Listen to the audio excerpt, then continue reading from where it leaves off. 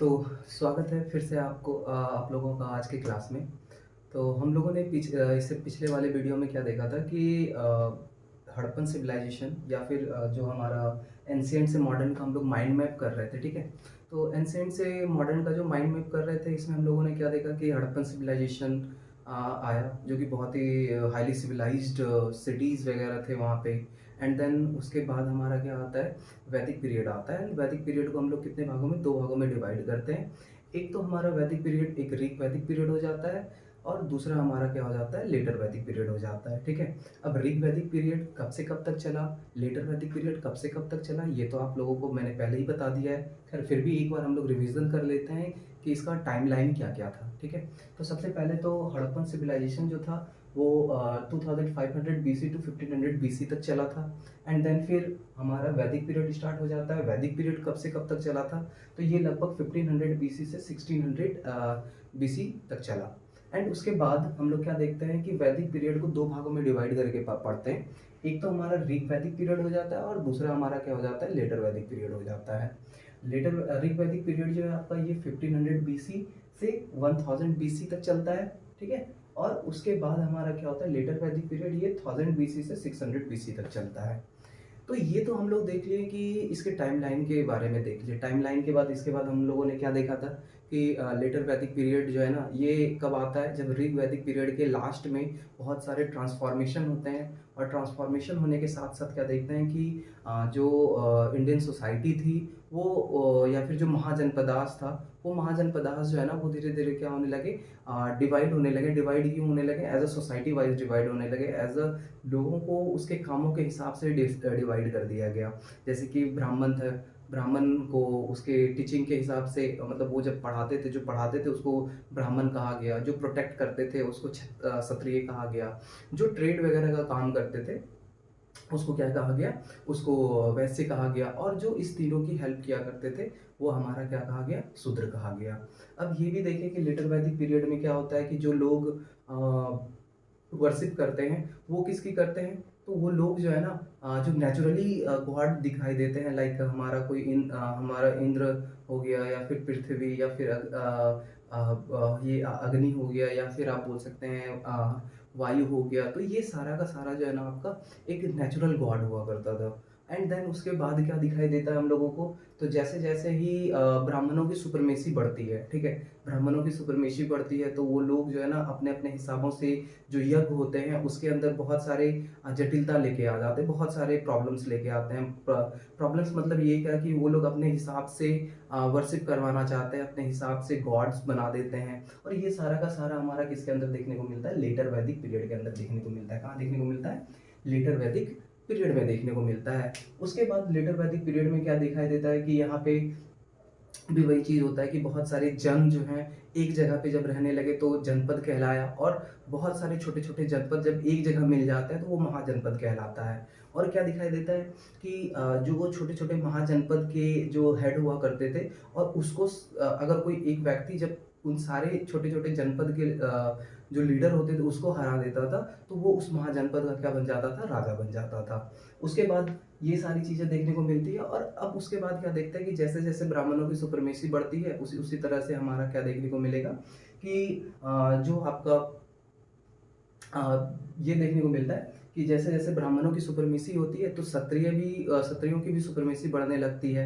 अब क्या सिस्टम आ गया कि जो आपका राजा का बेटा ही राजा बनेगा। तो इसमें कहीं न कहीं एक सिस्टम में फ़ॉल्ट आने लगा। फ़ॉल्ट क्या आने लगा, अब मान के चलो आप खुद ही किसी सरकारी पद पे जाते हो, और आपको बिना किसी स्किल के, बिना किसी ट्रेनिंग के आपको उस पोस्ट पे दे दिया जाए, तो क्या आप उस पोस्ट को सही से सँभाल पाओगे? तो वो कहीं न कहीं एक तरह से उस पोस्ट का मिसयूज़ हो जाता है। तो उसी तरह से हम लोग क्या देखते हैं कि जब लेटर वैदिक पीरियड में महाजनपद बना, तो महाजनपद में जो राजा का बेटा था वो राजा बनने लगा, तो उसका बेटा राजा बनने लगा, उसका बेटा राजा बनने लगा। तो जिसके पास कोई स्किल वगैरह भी नहीं था, वो भी राजा बन जाता था, तो जिसकी वजह से बहुत सारी प्रॉब्लम्स आई, ठीक है? तो ये चीज़ देखने को मिला। अब इसके बाद क्या देखते हैं कि जैसे-जैसे लेटर वैदिक पीरियड जब एंड की ओर जा रहा था, तो लेटर वैदिक पीरियड के बाद जैनिज़्म, बुद्धिज़्म आता है। जैनिज़्म, बुद्धिज़्म क्यों आता है? क्योंकि हम लोगों ने पहले ही क्लास में देखा था कि जो हिस्ट्री के मेन 2 पॉइंट्स होते हैं ना, कि लोग ईज़ी एंड प्रेशर वाले अप्रोच को देखते हैं। क्या देखते हैं कि जहाँ पे ईज़ी वाला अप्रोच होता है, वहाँ पे लोग स्टेबल होना चाहते हैं, वहाँ लोग रुकना चाहते हैं। और जो प्रेशर वाला अप्रोच होता है कि जहाँ पे भी लोगों के ऊपर प्रेशर आ रहा है, बहुत सारा प्रेशर बनाया जा रहा है, तो लोग वहाँ से निकलना चाहते हैं, ठीक है? तो लोग वहाँ से निकलना चाहते हैं, तो वो लोग वहाँ से निकल जाते हैं। लेकिन कैसे? वो ईज़ी अप्रोच को ढूँढते हैं। ईज़ी अप्रोच ढूँढने के चक्कर में उसी समय में क्या दिखता है कि आपका जैनिज़्म एंड बुद्धिज़्म आता है। कौन आता है आपका? जैनिज़्म एंड बुद्धिज़्म आता है, ठीक है? जैनिज़्म एंड बुद्धिज़्म आता है। अब जैनिज़्म बुद्धिज़्म आ गया, तो जैनिज़्म बुद्धिज़्म के बाद क्या दिखाई देता है कि लोग जो है ना ईज़ी अप्रोच की तरफ जा रहे हैं। जैनिज़्म में जब महावीर जैन आते हैं या फिर लॉर्ड बुद्धा आते हैं, तो वो बोलता है कि भाई आपको यहाँ पे आराम ही आराम मिलेगा, बहुत आराम मिलेगा, कोई भी कुछ भी करने की ज़रूरत नहीं है। आपको जब कुछ वर्शिप करने की ज़रूरत हो तब आप कर लें, नहीं तो आपको कोई करने की ज़रूरत नहीं है। तो लोग जो है ना जैनिज़्म और बुद्धिज़्म की तरफ बढ़ते चले गए एंड दैट टाइम पे ही बहुत सारे डायनेस्टीज़ की शुरुआत होती है। अब बहुत सारे डायनेस्टीज़ की शुरुआत होती है, तो कहा जाता है कि लेटर वैदिक पीरियड के बाद जो है ना कुछ डायनेस्टीज़ आता है। वो डायनेस्टीज़ क्या हो जाता है, तो सबसे पहले हर्यक डायनेस्टी को देखते हैं। ये हर्यक डायनेस्टी कब से कब तक चला था? तो ये 544 से 412 बीसी तक चला, ठीक है? ये हर्यक डायनेस्टी। हर्यक डायनेस्टी के बाद किसको देखते हैं? शिशुनाग डायनेस्टी को देखते हैं। शिशुनाग डायनेस्टी आपका 412 टू 344 बीसी तक चलता है। इसके बाद देखते हैं नंदा डायनेस्टी आता है, और नंदा डायनेस्टी 344 से 322 बीसी तक चलता है, जो कि इसके डिक्लाइन का कारण जो है ना चाणक्य को माना जाता है। चाणक्य ने ही इस डायनेस्टी का डिक्लाइन करवाया था, किसके थ्रू? तो चंद्रगुप्त मौर्य के थ्रू। और उसके बाद इस डायनेस्टी का डिक्लाइन होने के बाद, इस डायनेस्टी को खत्म करने के बाद आपका मौर्यन डायनेस्टी स्टार्ट होती है। तो अब यहाँ पे आप देखते होंगे कि इसके जो लास्ट रूलर हुआ करते थे, वो महापद्मनंद हुआ करते थे। अब उसका महापद्मनंद क्यों क्यों नाम पड़ा, या फिर हम लोग घनानंद भी बोलते हैं उनको, तो क्योंकि कहा जाता है कि महापद्मनंद के पास महापद्म पैसे हुआ करते थे, इसलिए उसको महापद्मनंद के नाम से भी जाना गया। क्योंकि ये सारा का सारा आप देख रहे होंगे ना, ये किसके अंदर आता था? मगध, ठीक है? मगध डायनेस्टी के अंदर आता था। तो मगध डायनेस्टी उस समय पे जब हमारे यहाँ महाजनपदास का सिस्टम चल रहा था, तो महाजनपदास में उस समय हमारे यहाँ टोटल कितना महाजनपदास हुआ करता था? 16 महाजनपदास हुआ करता था, ठीक है? 16 महाजनपदास हुआ करता था, और इस 16 महाजनपदास में से टोटल 3 तो महाजनपदास हमारे बिहार में ही था, और इनमें से जो है ना वो एक बहुत ही ज़्यादा पावरफुल जनपदास हुआ करता था, जिसको हम लोग क्या कहते हैं? मगध महाजनपदास कहते हैं। इसकी बहुत ही बड़ा इसकी जो टेरिटरी थी वो बहुत ही बड़ी टेरिटरी थी, और जिनमें से मगध जनपदास की जो कैपिटल हुआ करती थी वो हमारा राजगीर हुआ करता था, ठीक है? तो खैर इसके आगे बढ़ते हैं। तो यहाँ पे एक तो जो मगध महाजनपदास है, मगध महाजनपदास के अंदर जो नेचुरल रिसोर्सेज है ना, ये बहुत ही ज़्यादा हुआ करता था। बिकॉज ऑफ क्या कि मगध महाजनपदास जो है वो आपके ईस्ट साइड से जो है बे ऑफ बंगाल आ जाता था। एंड देन आप जब सेंट्रल इंडिया की तरफ जाओगे, तो बहुत सारे फॉरेस्ट वगैरह सब देखने को मिल जाते हैं। वहाँ पे बहुत सारे जानवर मिलते थे, जिसकी वजह से यहाँ के सैनिकों को आसानी मिलती थी। हाथी बहुत ही ज़्यादा यहाँ पाया जाता था। तो आप देखते होंगे कि जितने भी मगध महाजनपदास में लड़ाइयाँ होती हैं, उसमें हाथियों का संचलन किया जाता है, हाथियों के बारे में बताया जाता है। तो मगध के अंदर वो सारी चीज़ें देखने को मिल जाती है। अब जब मगध महाजनपदास के अंदर ही नंदा डायनेस्टी था, तो नंदा डायनेस्टी के डिक्लाइन के बाद क्या देखते हैं कि मौर्यन डायनेस्टी आता है। कौन आता है? मौर्यन डायनेस्टी आता है। और मौर्यन डायनेस्टी जो है ना, मौर्यन डायनेस्टी में सबसे पहला जो राजा था वो कौन था? आपका चंद्रगुप्त मौर्य, ठीक है? कौन था? चंद्रगुप्त मौर्य था, जो कि आपका कब से कब तक चला था? ये 322 बीसीई से ये 298 बीसी तक चला था। ये चंद्रगुप्त मौर्य का टाइम पीरियड था, ठीक है? ये अभी हम लोग सिर्फ और सिर्फ पूरे हिस्ट्री के टाइमलाइन को समझ रहे हैं। इन डेप्थ हम लोग बाद में बात करेंगे, क्योंकि अभी पहले अगर हिस्ट्री को हम लोग रिलेट कर लेना, तो बाद में स्टोरी समझने में बहुत ही ज़्यादा आसानी होती है। तो इसलिए हम लोग क्या कोशिश कर रहे हैं कि जितने भी माइंड मैप के थ्रू हिस्ट्री का जो टाइमलाइन होता है उसको समझ लेते हैं, ठीक है? तो खैर इसके बाद बात करते हैं कि जब चंद्रगुप्त मौर्य अपने अंतिम समय में अपने अंतिम समय में ये भी बहुत ही बड़े योद्धा हुआ करते थे और उसने अपने अंतिम समय में ज़ैनिज़्म को अपना लिया। किसको अपना लिया?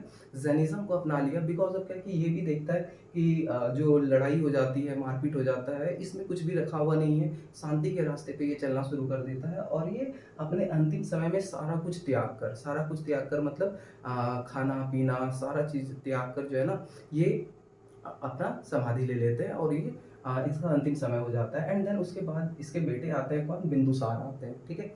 अब बिंदुसार भी ये बहुत ही शक्तिशाली राजा हुआ करते थे और बिंदुसार का सिर्फ़ एक ही सपना हुआ था। ख़ैर सपना तो सबका था क्योंकि यहीं से जो है ना आपका क्या देखने को मिल जाता है एक्सपेंशन देखने को मिल जाता है। क्या एक्सपेंशन देखने को मिलता है कि लोग जो है ना अपनी टेरिटरी को एक्सपेंड करता है। तो चंद्रगुप्त मौर्य भी अपनी टेरिटरी को एक्सपेंड करता है। उसी तरह से बिंदुसार भी लगभग-लगभग ये 16 महाजनपदास में से लगभग महाजनपदास को क्या कर लेता है कैप्चर कर लेता है लेकिन कुछ जनपदास जो होता है उसको कैप्चर नहीं कर पाता है।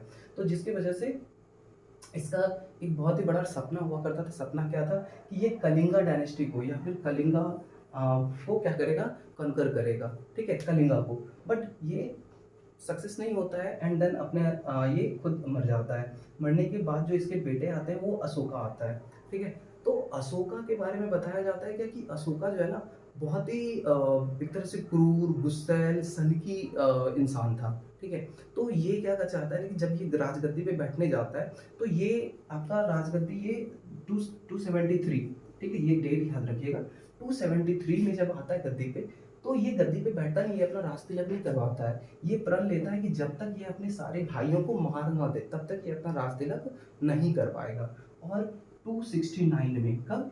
269 में ये अपना राजतिलक करवाता है अपने सारे भाइयों को मारने के बाद। इसके पूरे-पूरे 12 भाई थे और सारा के सारा 12 भाई को ये मरवा कर राजगद्दी पे बैठ जाता है। 269 में और ये भी अपने पिता की तरह ये भी क्या करता है ना कि बहुत ही बड़ी टेरिटरी को एक्सपेंड करता है। ना कि सिर्फ इंडिया के अंदर, ये इंडिया के बाहर भी जाके अपनी टेरिटरी को एक्सपेंड करता है। जैसे बात करें तो इराक, अफ़गानिस्तान, ठीक है? अफ़गानिस्तान हो गया, आपका पाकिस्तान हो गया, ये इन सारी जगह पे भी अपनी टेरिटरी को एक्सपेंड करता है। मगध के अंदर तो अपनी टेरिटरी को एक्सपेंड करता ही करता है, अपने आस-पास के महाजनपदास को अपने अंदर तो मिला ही लेता है, लेकिन साथ-साथ में ये भारत के बाहर भी जाके अपनी टेरिटरी को एक्सपेंड करता है। अब अशोका द अशोका ग्रेट कहा जाता है क्योंकि इन्होंने बहुत ही बड़े साम्राज्य को, बहुत ही बड़े एम्पायर को खड़ा किया। अब इसके बाद इसका भी एक ही सपना था कि ये अपने पिताजी का अपने पिता का सपना पूरा करे, वो भी कलिंगा पे लड़ाई करना चाहता है। तो कहा जाता है कि अशोका जब लड़ाई कर रहा था तो वो जो है ना उसके लाइफ में सबसे जो बड़ा एक तरह से बोल सकते हैं कि प्रॉब्लम आया किस वॉर में आया तो कलिंगा वॉर में आया। वो सबसे मतलब इससे पहले जितने भी वो वॉर लड़ा बहुत ही आसानी से लड़ते चला गया, बहुत ही आसानी से जीतते चला गया। लेकिन जब कलिंगा वॉर की बारी आई तो कलिंगा वॉर में ये बहुत ही ज़्यादा सफ़र करता है, बहुत ही मार-काट होता है, चारों तरफ खून ही खून देखने को मिल जाता है, ठीक है? तो अब ये देख के ये थोड़ा-सा निराश हो जाता है क्योंकि अशोका ने इतना ज़्यादा डिस्ट्रॉय कर दिया कलिंगा को, बहुत ही ज़्यादा डिस्ट्रॉय कर दिया, जला दिया, लोगों को मार-काट दिया। तो ये सारी चीज़ देखने को मिल जाती है। तो कलिंगा जो है ना, जब अशोका जो है कलिंगा वॉर में इतना सारा करता है और कलिंगा वॉर 261 बीसी में हुआ था, ठीक है? तो उसी टाइम पीरियड में जो है चाइना से एक बुद्धिस्ट मॉन्क आता है जिसका नाम क्या हुआ करता था? उपगुप्ता हुआ करता था, ठीक है? उपगुप्ता हुआ करता था। ये उपगुप्ता जो है ना, जब कलिंगा वॉर में कलिंगा फील्ड पे आता है, कलिंगा वॉर में आता है तो देखता है कि चारों तरफ तबाही मचा हुआ है, चारों तरफ खून-खराबा हुआ हुआ है। तो ये सारा का सारा किया कौन है? भई अशोका ने किया है। तो ये अशोका के पास जाते हैं, अशोका को समझाते हैं कि अगर तुम हिस्ट्री में अपना नाम रखना चाहते हो तो तुम क्या इसी नाम से जाने जाओगे? तो इसे बहुत तरह से समझाया जाता है कि मार-काट में कुछ नहीं रखा हुआ है, टेरिटरी एक्सपेंड करने में कुछ नहीं रखा हुआ है। तो बहुत सारा समझाने के बाद एट द एंड में क्या होता है कि अशोका का माइंड चेंज हो जाता है और जब अशोका का माइंड चेंज हो जाता है तो ये भी जो है ना अपने गुरु उपगुप्ता से दीक्षा लेता है और वो भी बुद्धिस्ट मॉन्क बन जाता है और बुद्धिस्ट रिलीजन को ये फॉलो करने लगता है। तो जब इतने बड़े-बड़े लोग जैनिज़्म, बुद्धिज़्म को फॉलो करने लगे तो जो मिडिल क्लास के लोग थे या फिर जो शूद्र लोग थे वो भी देखे क्या कि हाँ भाई जैनिज़्म, बुद्धिज़्म में बहुत ही ज़्यादा आसानी है। तो वो लोग क्या करने लगे जैनिज़्म, बुद्धिज़्म की तरफ अप्रोच करने लगे, जैनिज़्म, बुद्धिज़्म की तरफ जाना स्टार्ट कर देते हैं। तो उसी तरह से देखने को मिल जाता है और उसी समय में बहुत सारे इन्वेडर्स भी इंडिया के अंदर इन्वेड करता है। तो क्या देखने को मिलता है, अब इन्वेडर्स जब इंडिया के अंदर इन्वेड करता है तो वो कहाँ से करता है? क्योंकि उस समय में तो समुद्री रास्ता वगैरह तो हुआ नहीं करता था, शिप वगैरह तो थी नहीं। शिप कब आई? तो जब हमारे यहाँ यूनान आया, ठीक है? जब हमारे यहाँ यूरोपियन आया तब बहुत ही ज़्यादा शिप सब आया। तो इतना तो हुआ नहीं करता था, तो लोग जो है ना 2 पहाड़ों के बीच से, जो हिमालयन रेंज है, हिमालयन रेंज में कौन? हिंदू कुश पर्वत, ठीक है? हिंदू कुश पर्वत के 2 पहाड़ों के बीच का जो रास्ता होता है ना, उसको हम लोग पास कहते हैं। खैर, ये सारी चीज़ें हम लोग ज्योग्राफी की क्लास में पढ़ेंगे, लेकिन अभी थोड़ा-सा ये जान लेते हैं कि 2 पहाड़ों के बीच का जो रास्ता होता है, उसको हम लोग पास कहते हैं। तो हिंदू कुश में एक बहुत ही फेमस पास है, जिसको हम लोग खैबर पास कहते हैं। तो लगभग-लगभग जितने भी टर्किश इन्वेजन हुए, जितने भी आपका सॉरी ये आपका क्या कहता है, मैसेडोनियन हुआ, ठीक है? जो कि आपका सिकंदर थे, ठीक है? तो वो जितना भी इन्वेज़न होता है हमारे यहाँ, वो सारा का सारा इसी पास के थ्रू होता है, ठीक है? ये सारी चीज़ें देखने को मिल जाती है।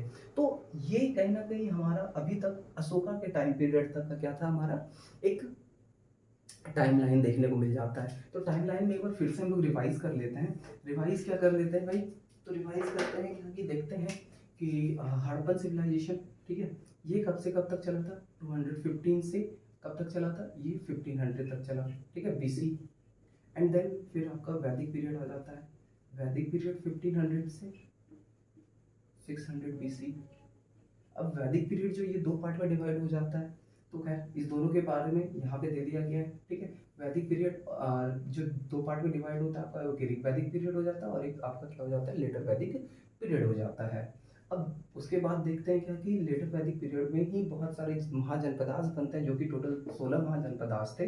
अब लोग यहाँ पे एक्सपेंशन करते हैं अपनी टेरिटरी को, एंड दैट टाइम पे आपका कौन निकल के आता है? जैनिज्म निकल के आता है एंड बुद्धिज्म निकल के आता है, ठीक है? जैनिज्म एंड बुद्धिज्म निकल के आता है। ये ईज़ी अप्रोच लोगों को देता है कि हाँ भाई, हमारी तरफ आओ, हम आपको बहुत ही ईज़ी अप्रोच देंगे, आपको पूजा पाठ करने की, वर्शिप करने की उतनी ज़्यादा ज़रूरत नहीं होगी।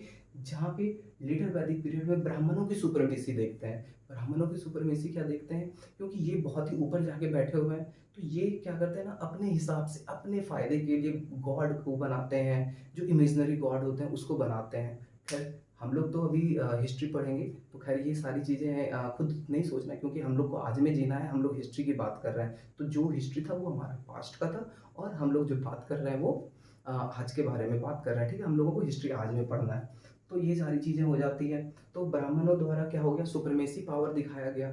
उसी तरह से क्षत्रिय भी अपना सुप्रीमेसी पावर दिखाते हैं। वहाँ से खैर जो लोगों को दिक्कत होती है, वहाँ से जैनिज़्म, बुद्धिज़्म निकल के आता है, क्षत्रिय से निकल के आता है, क्योंकि जैन, महावीर जैन और आपका बुद्धिज़्म, लॉर्ड बुद्धा, ये भी आपके दोनों क्षत्रिय फैमिली से ही बिलॉन्ग करते थे।